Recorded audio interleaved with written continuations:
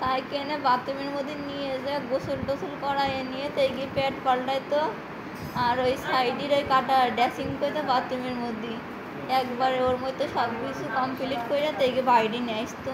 এগুলো কি পুরুষ মানুষদের করাইতো?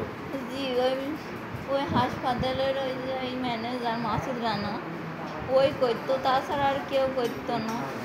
আর এমনি সাপোর্টার দিত ওই হাসপাতালের আয়া বিটিরা সাপোর্টার দিত। পুরুষ মানুষ আপনার গোসল করাইতো? ওই মাসুদের হাসে পেট পাল্টাইতো, ওই গোসল করাইতো, ওই খাওয়াইতো, ওই বাথরুমের মধ্যে নিয়ে যে ড্রেসিং করতো খালি। এই বাথরুমের মধ্যে পরে লাস্টে অনেক রুগীরা এসলো, ওই রুগীরা দেখে ফেল দেবেন বলে তাই তেমন আর একটা রুমের মধ্যে নিয়ে যে রেখে দিল। কি অলিফা? অলিফা কি হয়েছে তোমার?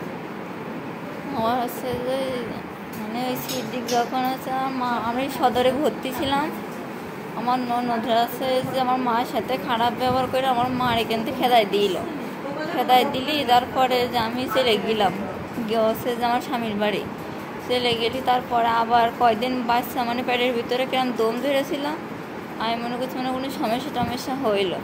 তাইতে আমার স্বামী আবার আছে যে এই আলাউদ্দিন স্যারের দেখানোর পরে রাত 12টা বেজে যায়। আলট্রাসাউন্ড করতে তোমার বাচ্চা ভালো আছে, তোমার নর্মালেই বাচ্চা হবে, তুমি যেন সিজারে যেও না। ওর ওখান থেকে নানি বাড়ি যায়, নানি বাড়িতে এইখানে দেখে আবার বাড়ির আমার মামা নিয়ে জোর করে আমার ওই গ্রামে আবার পাঠাই দিল আমার স্বামীর বাড়ি।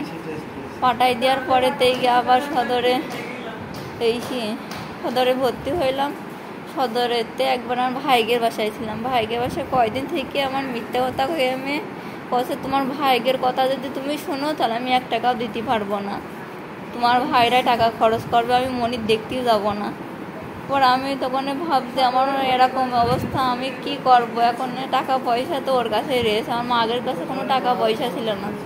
আমার মা হচ্ছে কেসি কলেজের সামনে খাতার দোকানে কাজ করে। এবারে পরে ওখানতে আর ভাইগের হানতে ওই যে আর সবাই কালীগঞ্জে হাসপাতালে নিয়ে যায়।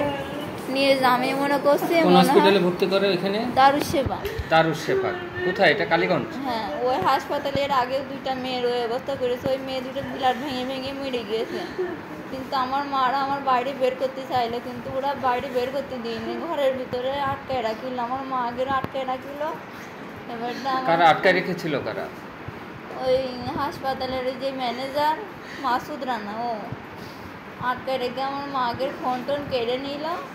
পরে আমার ছোটো মামির সৎমা ওর কাছে একটা ফোন ছিল, সেরে থুইল এই ফোনটা। সেই ফোন দিয়ে যখন বাড়ির তো জানালা আছে ভাঙচুর করে, তখন আমার মার কাছে খুলে দেয়। তখন আমি পাশের রুম দিয়েছিলাম এসি রুমের ভিতরে। পর আমি করছি আমার মার কী হয়েছে, আমার মা মানে সিঁড়িতে পড়ে মানে মাথা ফেটে গিয়েছে, আমি যাবো। বলছে তুই কার কাছে যাবি? আমি বলছি আমি ওই পাশের রুমে যাবো, আমি এই রুমে থাকবো না, এই রুমে থাকলে আমার মেরে ফেলে দেবে নি। তা ওরা শুনছে না, বারবার খালি হাতের আংটিতে খালি কপালে বাইরে হচ্ছে আর ব্লাড মরছে। পরে যে বসছি আমার কনে নিয়ে যাচ্ছেন, তা কছে ওটি রুমে। আমি বলছি আবার অপারেশন করবেন আমার? তারপরে কছে যে সমস্যা করে না, কিছু হয়নি তোমার। তাই কে এনে সে ওটি রুমের ভিতরে একটা আলট্রাসাউন্ড আছে, ওই তারপরে শোয়া এনে তা আলট্রাসাউন্ড করছে। আর ওই ডাক্তার বিটি যে সিজার করেছে সে কছে আমার ননদদের দেখা আছে। নাম কি ওই ডাক্তারের কোনো জানা আছে? রুকসানা পারভিন। এই ডাক্তার কছে সবাই দেখা আছে, কছে এই দেখো পেটের ভিতরে আছে ব্লাড আর পানি জমেছে, না বলছে পানি জমেছে। এবারে আমার দিয়ে সবাই বলছে যে তাহলে এই পানিটা মানে ওষুধের দ্বারাই ঠিক হয়ে যাবে নাকি? বলছে না, এক সাইডে একটুখানি ফুটো করলে ঠিক হয়ে যাবে না। পুরো ফুটো করার নাম করে মিথ্যে কথাকে এই সাইডে মেলা কাটি কেটেছে। কেটে এনে তখন আমি বলছি আবার কিসের জন্য কাটছেন? আপনারা তো বললেন ফুটো করবেন এমনি, তো কিসের জন্য কাটেন? পরে আমার 2 হাত একজন ধরলাম, 2 পা একজন ধরলাম, মুখটা চেপে ধরলাম, ধরে এনে গিয়ে কাটলো। আর এই নার ভিতরে খালি বারবার শুই দিয়েছিল, অবাসে শুই দিয়েছিল খালি। বাসা গিলে বেড়ে মূলত হয়েছে কি আপনাদের?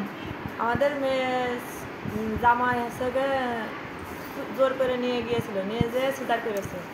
আমাদের কারো কাছে বলিনি যে সিজার করেছে। পরে মেয়ে যখন ব্লাড বন্ধ করতে পারছিল না, ব্লাড নিয়ে ওরা আছে ছোটাছুটি করছিল, তখন আমাদের কাছে বাইরে করে একটা লোক সে হলো ফোন দিয়েছে।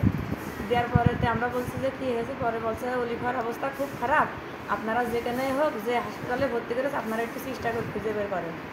পরে আমরা ঝিনেদা কোনো হাসপাতালে খুঁজে পাইনি, পরে গেছি কালীগঞ্জে।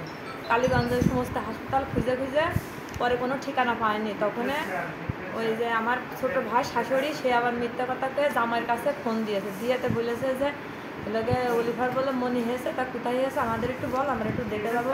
তা বলেছে যে আপনার সাথে কে কে আছে। পরে আমার মা ওই বলেছে যে কেউ নেই, শুধু আমি একা। পরে বলেছে যে আপনি হচ্ছে নতুন ব্রিজের সামনে এলো চলে আসেন। তখন সেটা বলেছে যে আচ্ছা ঠিক আছে আমি আসছি। পরে আমার মা ওই যাই গিয়েছিল, সেখানে হচ্ছে ফোন বন্ধ করে রেখেছে।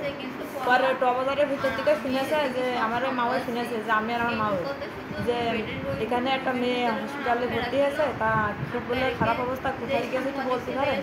পরে টবাজারের ভিতরে কাঁচামাল